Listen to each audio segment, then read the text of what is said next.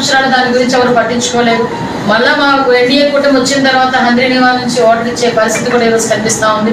రాబోయే కాలంలోని ఎక్కడా కూడా అనంతపురం జిల్లాలో ఎక్కడ కూడా తాగునీటికి కానీ సాగునీటికి కానీ ఇబ్బంది లేకుండా చూసుకునే బాధ్యత.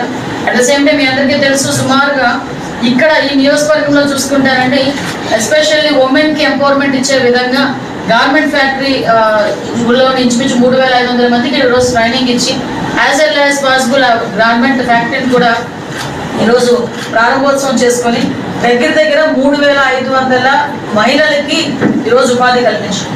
అంటే 3500 కుటుంబాలని ఈరోజు ఉపాధి కల్పించే దిశగా ఈరోజు గార్మెంట్ ఫ్యాక్టరీ ముందుకెళ్ళడం. అదేవిధంగా మీ అందరికీ తెలుసు, సుమారుగా మడకసిర మండలంలోని 7,000 కోట్లతోని 2,000 మెగావాట్ల సోలార్ పార్క్ ఈరోజు ఏర్పాటు చేయడానికి శ్రీకారం చుట్టింది. దీని మీద ల్యాండ్ ఎక్విజిషన్ కూడా జరుగుతుంది, ఆల్రెడీ గ్రామ సభలు కూడా జరుగుతున్నాయి. అది పూర్తయిన వెంటనే as well as possible solar park కూడా ఇక్కడ మనకి వచ్చే పరిస్థితి కనిపిస్తాం. ఎస్పెషల్లీ ఇప్పుడు వరకు మేము అప్పుడు ఇచ్చిన నిరుద్యోగ వృత్తిని తీసేసడం పక్కన పెట్టి కనీసం లాస్ట్ 5 సంవత్సరాల్లో కనీసం ఒక్క జాబ్ మేళ కూడా పెట్టకుండా మళ్ళీ జాబ్ క్యాలెండర్ అని చెప్పి సాక్షి క్యాలెండర్ని విడుదల చేసిన పరిస్థితి కూడా మీకు గుర్తు చేయాలి. ఈ రోజు మేము వచ్చిన తర్వాత మీరు నమ్ముతారా, CCTV కెమెరాస్ మెయింటెనెన్స్ ఎంత అనుకుంటున్నారు? వాళ్ళు ఇవ్వాల్సిన కేవలం 2 కోట్ల రూపాయలు.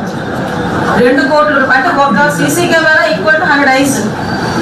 అలాంటిది సీసీ కెమెరాల మెయింటెనెన్స్ కి 2 కోట్ల రూపాయలు కూడా ఆ రోజుల్లో మెయింటెనెన్స్ డబ్బులు ఇవ్వకపోతే మరి ఇంక వాళ్ళ పోలీస్ వ్యవస్థ ఏం చేస్తారో ఆలోచించండి. అంటే పూర్వకాలం పాదయాత్రలో టార్గెట్ ఇచ్చిన 20 లక్షల ఉద్యోగాలకి కూడా ఈరోజు అనేక కంపెనీస్ ద్వారా కొన్ని వేల ఉద్యోగాలకి ఈరోజు మా చేతిలో ఉన్నా కూడా ఈరోజు గ్రామీణ యువతకి కూడా ఉపాధి కల్పించాలి, అది కూడా ఇమీడియట్ గా ముందుకు రావాలనే ఉద్దేశంతో ప్రతి 3 months ఒకసారి ప్రతి నియోజకవర్గంలో జాబ్ మేళ కన్ఫర్మ్ గా చేస్తాం. దానిలో భాగంగానే ఈరోజు మన మడకసిర నియోజకవర్గాల్లో చూసుకుంటే సుమారుగా 500 మందికి పైగా ఉద్యోగ అవకాశాలు కల్పించిన పరిస్థితి. అంటే రెండోసారి కూడా మనం చేస్తారని దగ్గర 20 కంపెనీలతోని ఈరోజు కొలాబరేట్ అయ్యి ఈ 26th ఇక్కడ జాబ్ మేళా కండక్ట్ చేయడానికి కూడా ఈరోజు సిద్ధపడుతుంది. ముఖ్యంగా ఒక ఇండోర్ స్టేడియం మనం ఏర్పాటు చేసుకోవటం కానీ, ఎస్పెషల్ డిఫెన్స్ పరిశ్రమ 2,700 కోట్లతో ఏర్పాటు చేయడం. డిఫెన్స్ పరిశ్రమ దగ్గర నుంచి మాట్లాడుకుంటే ఎక్కడెక్కడో రావాల్సిన డిఫెన్స్ పరిశ్రమలు ఈరోజు రాయలసీమలో దట్టు మనం చుట్టూ ఉన్న మడకసిరలో ఈరోజు చూడబోతుంది. కియా ఫ్యాక్టరీ ఎక్కడో జరుగుతాయి ఇలాంటి కార్ల ఫ్యాక్టరీ అనుకున్న పరిస్థితి నుంచి ఈరోజు అనంతపురం జిల్లాలో కియా అన్నది ఈరోజు మనకి ఏర్పాటు చేసుకుని అనంతపురం జిల్లా వాసులకి ప్రపంచాన్ని పరిచయం చేసే పరిస్థితుల్లో ఈరోజు గౌరవ ముఖ్యమంత్రి గారు ఆలోచన చేశారు. మళ్ళా లాస్ట్ 5 సంవత్సరాలు మీరు ఇంకో రకంగా వాళ్ళు పరిచయం చేశారు కియాని.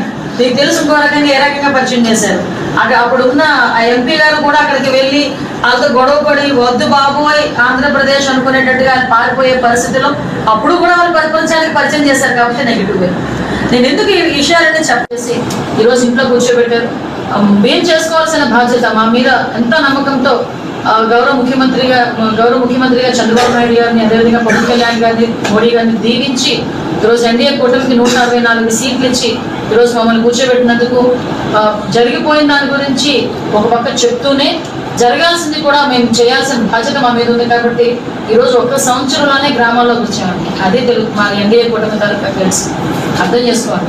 ఈరోజు 5 సంవత్సరాలు, ఇంకా మాకు 4 సంవత్సరాల తర్వాత ఎలక్షన్ ఉంది. మేము ఈరోజు ఒక ప్రెసిడెంట్ కోటేమనో, ఒక ఎంపీటీసీ కోటేమనో, లేకపోతే ఒక జెడ్పీటీసీ కోటేమనో, లేకపోతే ఒక వార్డ్ మెంబర్ కోటేమనో, ఒక సొసైటీ కోటేమనో మేము అనాలా. అమ్మ మీరు ఎలా ఉన్నారు, మీ సాధకవాదులు ఏంటి అని అడగడానికి ఈరోజు ఊర్లలోకి మేము తొలి అడుగు సుపరిపాలన కార్యక్రమానికి వస్తున్నామంటేనే ఒకసారి జనాలకి మా మీద ఉన్న నమ్మకం, అట్ ద సేమ్ టైం మా బాధ్యత రెండూ కూడా కనిపించాలి ఉద్దేశంతో ఈరోజు మేము వచ్చాం. దీనికి ప్రజలందరూ కూడా నిరాశలు పడుతున్నారు. మొన్న నేను చూశాను ఎమ్మెల్యే గారు కూడా ఒక ఇల్లు లేకపోతే ఆ రెంట్ నేను పే చేస్తాను వచ్చినంత వరకు. అంటే ఇది ఎందుకు ఎగ్జాంపుల్ చెప్తానంటే ఇలాంటి సంఘటనలు ఎమ్మెల్యేగా మాకు బాగా దగ్గరగా వస్తాయి. కొన్ని మా చేతిలో ఉంటే చేసేవచ్చు, కొన్ని బయట నుంచి స్కీమ్స్ రావాలి. సో ఆ నేపథ్యంలో ఆ కుటుంబం ఇబ్బంది పడకుండా ఎంతో కొంత చేదోడు వాదోడుగా ఉండే పరిస్థితులు ప్రతి ఒక్క ఎమ్మెల్యేకి కూడా ఉండటం కూడా నిజంగా చాలా అదృష్టం. ఈరోజు మడకసిర ప్రజలందరూ ఎంతో ఆశీర్వదించి మా సోదరుడు ఎంఎస్ రాజు గారిని గెలిపించడం, ఆ గెలిపించిన దగ్గర నుంచి కూడా అంటే చాలా అతి తక్కువ కాలంలో మడకసిర ప్రజల దగ్గరికి వచ్చాయి. ఇంచుమించు నాకు తెలిసి 15 రోజులు 14 days 14 daysలోనే ముఖ్యంగా తెలుగుదేశం పార్టీ ఎన్డీఏ కూటమి మీద నమ్మకం, అదేవిధంగా ఇక్కడున్న నాయకత్వం స్వామి గారు వీళ్ళందరి తాలూకా నాయకత్వం మీద నమ్మకం, అదేవిధంగా కొత్తవాడు అయినప్పటికీ కూడా ఈరోజు ఆ ప్రజలందరూ ఆశీర్వదించినందుకు ప్రత్యేకంగా సోదరుడు కూడా చాలా కష్టపడి ఈరోజు పరిశ్రమలు తీసుకొచ్చే విషయంలో కానీ లేకపోతే ప్రజలకు అందుబాటులో ఉండే విషయంలోనే కానీ ఈరోజు మంచి ముందడుగులో ఉన్నారు. దానికి కూడా ఈరోజు ఆశీర్వదించి గౌరవ ముఖ్యమంత్రి గారు సోదరుడికి తిరుపతి దేవస్థానం బోర్డు మెంబర్ కూడా ఇవ్వడం అది తెలుగుదేశం పార్టీలో నమ్మకంగా ఉంది. అది అక్రమ అరెస్టు సక్రమ అరెస్టు కోర్టులు చెప్తాయండి. ఒక ఎంపీని అరెస్ట్ చేయడం అనేది ఇట్స్ నాట్ ఈజీ థింగ్. ఎన్నో ఎవిడెన్స్లు ఉండి పక్కా ఎవిడెన్స్లు ఉంటేనే కానీ ఒక ఎంపీని అరెస్ట్ చేయలేం. ఈరోజు నాలాంటిదాన్నో మీలాంటిదాన్నో తీసుకొచ్చి ప్రతిపక్షంలో ఉన్నప్పుడు ఎలాగోలా చేసేయచ్చు, ఏదైనా కేసు పెట్టవచ్చు. కానీ ఒక ఎంపీ మీద మేము పెడుతున్న అరెస్ట్ చూపించారు అనేటప్పుడు వితౌట్ ఎనీ ఎవిడెన్స్ చేయకూడదు అలా ఏం రూల్ ఏం లేదు. వితౌట్ ఎవిడెన్స్ ఉంటేనే మేము చేస్తాం, ఎవిడెన్స్తోనే చేశారు.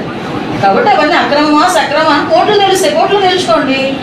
దానికి ఎందుకు ఇక్కడ కూర్చోగోలు పెట్టడం?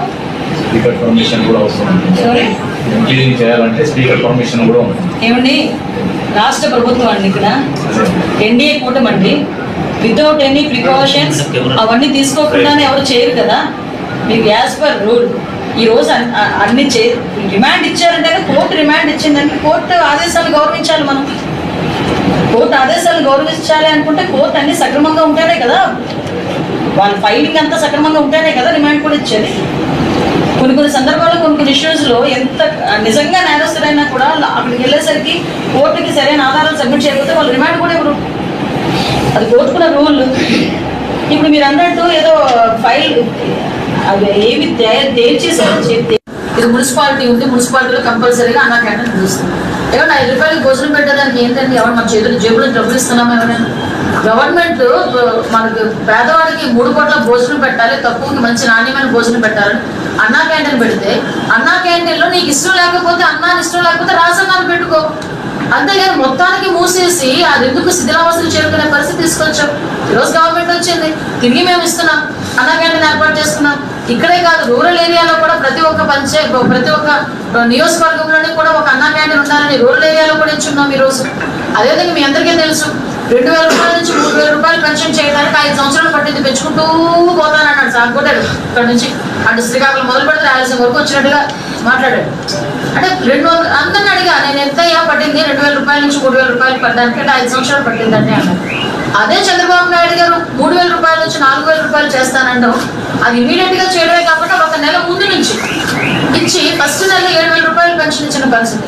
అంటే సంక్షేమ కార్యక్రమాల గురించి మేము మాట్లాడుతూ ఉంటే వాళ్ళేమో ఎక్కడో కూర్చొని ఒకరేమో ఏదో ఒకరు బెంగళూరులో కూర్చుంటారు, ఒకరు చెన్నైలో కూర్చుంటారు, ఒకరు హైదరాబాద్లో కూర్చుంటారు, వీడియోలు రిలీజ్ చేస్తారు. చంద్రబాబు నాయుడు ఇంకా సంక్షేమ కార్యక్రమాలు ఎవరు, చంద్రబాబు నాయుడు ఇంకా సంక్షేమ కార్యక్రమాలు ఎవరు? అసలు మీరు ఇచ్చిన సంక్షేమ కార్యక్రమాలు ఎప్పుడు ఇచ్చారు, ఎంతమందికి ఇచ్చారు, ఏం చెప్పారు? ఆ చర్చకు మేము కూడా సిద్ధంగానే ఉన్నాం. ఈరోజు తల్లికి వందనం ఇస్తున్నామంటే ఆ రోజు అందరూ ఎంతమంది పిల్లలు ఉంటే అంతమందికి ఇస్తామని చెప్పాం. ఈరోజు ఎంతమంది పిల్లలు ఉంటే అంతమందికి ఇస్తున్నాం. ఆఖరికి అంత హ్యాపీ మూమెంట్ అంటే నేను ఎక్కడో చూసాను. ఒక ఆమె ఏమో పర్వాలేదు ఐ కెన్ కాబట్టి నేను స్కూల్కి డొనేట్ చేస్తానని చెప్పేసి తిరిగి తీసుకొచ్చి ఇచ్చిన పరిస్థితులు కూడా కనిపించింది. అంటే ఒక అవేర్నెస్ క్రియేట్ చేస్తాం, ఒక సోషల్ రెస్పాన్సిబిలిటీని క్రియేట్ చేస్తున్నాం. ఈరోజు గ్రామాల్లో పాఠశాలలోకి వెళ్తే పిల్లలు ఎంత హ్యాపీగా ఉన్నారో తెలుసా అంటే నేను యాజ్ ఎ టీచర్ నేను కూడా టీచర్ ఇంతకు ముందు రాజకీయాలకు రాకముందు ఆ పిల్లల తాలూకా పరిస్థితి చూసి బాధ అనిపించేది. కానీ ఈరోజు పరిస్థితి ఏంటంటే ఒక కాన్వెంట్లకి ధీటుగా ప్రైవేట్ పాఠశాలకి ధీటుగా వాళ్ళ స్కూల్ డ్రెస్ కానీ వాళ్ళ school bag at the same time వాళ్ళ స్కూల్ బుక్స్, సన్నబియ్యంగా భోజనం. ఒకనొక టైంలో సన్నబియ్యం పెడతానన్నామంటే ఏం మాట్లాడారో నీకు తెలుసు. అంటే కొంచెం నేను కూడా గీత గీసుకొని మాట్లాడాల్సి వస్తుంది నేనున్న పొజిషన్కి కూడా. కానీ ఉన్న రెస్పాన్సిబిలిటీ బట్టి మేము ఆ రోజు చెప్పాం. మేమేమి సన్నబియ్యంతో భోజనం పెడతామని మేము ఎప్పుడు చెప్పలేం. కానీ పిల్లలకి ఆరోగ్యం దృష్ట్యా పిల్లలు మంచిగా